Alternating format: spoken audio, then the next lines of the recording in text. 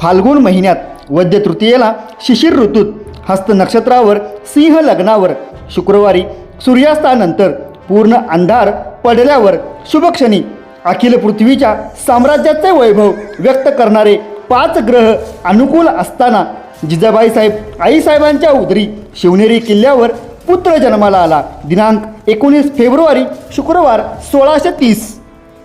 कुणी म्हणाल्या गोविंद घ्या, कुणी म्हणाल्या गोपाळ घ्या. बाळाचे नाव काय? ह्या गोविंदाचे, ह्या मुकुंदाचे, ह्या आनंदाचे नाव काय? बाळाचे नाव ठेवण्यात आले शिवाजी. शिवाजी राजे.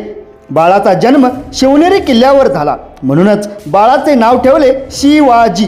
3च अक्षरे शिवाजी, पण त्यातील एका अक्षरात रामायण साठले होते, एका अक्षरात महाभारत साठवले होते, एका अक्षरात शिवभारत साठवले होते आणि 3ही अक्षरात